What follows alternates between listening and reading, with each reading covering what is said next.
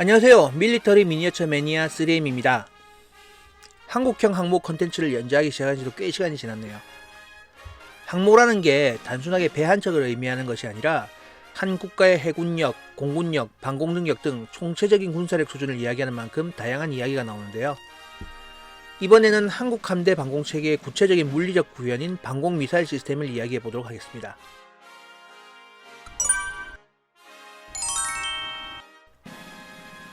항모가 비슷하게 생긴 양육 수송함과 가장 큰 차이가 있다는 것은 고정익 항공기가 이착륙이 가능하다는 데 있다는 것은 아실 거예요.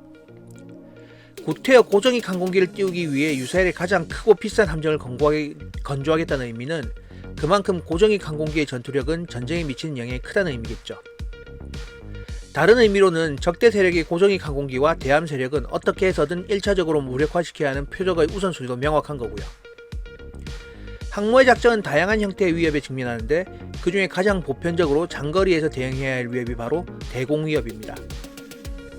특히 함대에 대한 대공위협은 시스키민 방식의 미사일이 도입되어 실전에 투입된 전쟁 중 포클랜드 전쟁에서 그 위협이 입증되었는데, 크기가 작은 미사일 한 방에 당시 최신 기술과 방어 기술이 집적된 셰필드급을 격침시킴으로써 함대 방공 체계를 재설계하는 계기가 되었죠. 이런 대공위협에 대응하기 위한 항모전단에는 대공방어가 가장 우선순위로 선정되어 있고, 항모전단에는 이지즈 구축함 또는 그에 준하는 방어 체계를 가진 함정이 배속되어 움직이는 것이 일반적이에요. 함대 대공방어는 일반적으로 대공방어처럼 탐지, 추적, 조준으로 진행됩니다.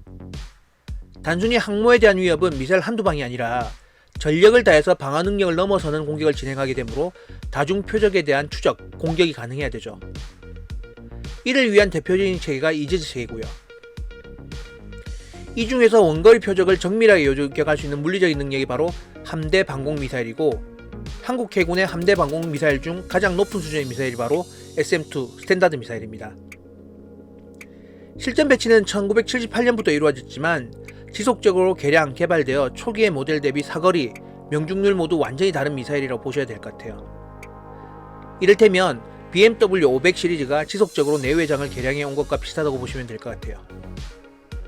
1968년에 생산된 SM1과 비교해서 약 10년 후에 생산되기 시작한 SM2가 왜 2020년이 지난 이 시점까지 사용될 수 있는 가장 큰 이유는 목표 유도 방식의 차이점이 있어요.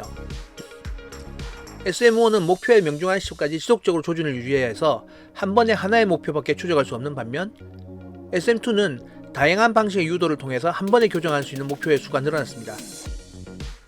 SM2의 유도 방식은 먼저 SM2는 발사 시점의 관성 유도를 통해서 목표로 이동해요. 즉 레이더 유도가 아니라 좌표를 찍어주고 일단 그 부근으로 이동하는 거죠. 이 시점에는 미사일이 어디로 가야 하는지 알고 있으므로 발사 이후에 정밀한 유도가 필요하진 않아요.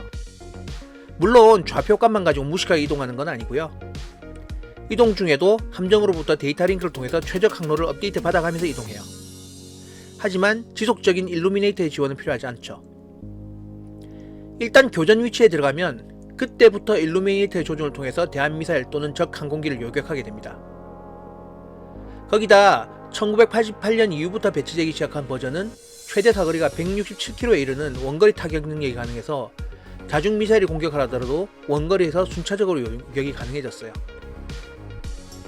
실제 해상에서 시스키밍 형상식으로 날아오는, 바다에 바싹 붙어 날아오는 미사일을 탐지할 수 있는 한계거리가 40km라는 생각을 볼 때 이 최대 사거리는 오버스펙으로 보일 수도 있어요. 하지만 조기 경보기나 전진 배치된 함정에서 탐지된 대공미사일의 경우 좀 더 원거리 요격을 할 수 있는 요격 기회를 찾을 수가 있으니 사거리가 긴 것은 길수록 좋은 거죠. 스펙상 작고 빠른 대한미사일을 원거리에서 척척 막아낼 정도니까 어설프게 적대 행위를 하는 적 항공기는 위협구역에 진입하기 전에 제거할 수 있는 능력은 당연히 가지고 있습니다. 거기에 안정된 레이더 유도 및 전투정보 처리 시스템을 유지한 해상 이지즈 시스템 유도를 진행하고 있으니 유도 단절 등으로 인한 명중률 저하도 발생할 가능성이 적어요. 이렇게 함대 방공에 필수적이면서 미국식 무기 체계와 궁합이 좋은 스탠다드 미사일은 그 좋은 스펙만큼이나 가격도 비쌉니다. 최신 개량형 중 하나인 SM2 블록 3의 경우 2016년에 한국 도입이 승인됐는데요. 17발, 그 가격이 $6,000만, 그리고 훈련 장비까지 합하면 $6,500만. 단순 나눗셈으로 17발을 도입하는 데 들어가는 비용이 한 발당 383만 달러, 미사일 한 발이 40억 원이 넘어가는 가격이죠.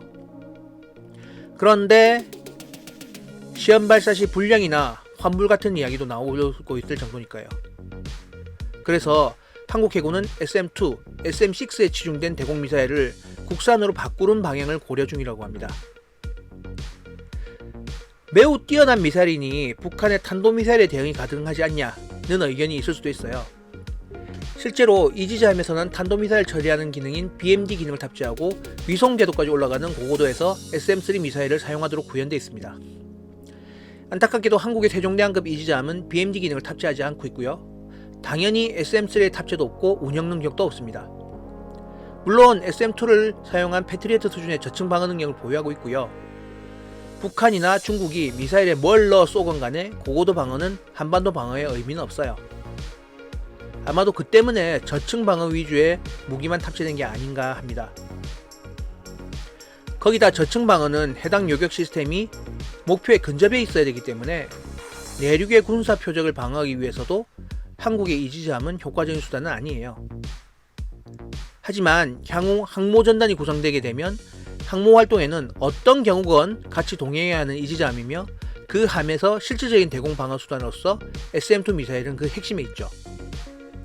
물론 건조가 10년 후로 예정되어 항모전단이 구성될 때쯤이면 SM-2가 아닌 SM-6 미사일이거나 아니면 그에 준하는 국산 미사일로 대체될 수도 있지만 어쨌거나 함대 방공의 가장 중요한 대공 방어 수단임에는 틀림없습니다.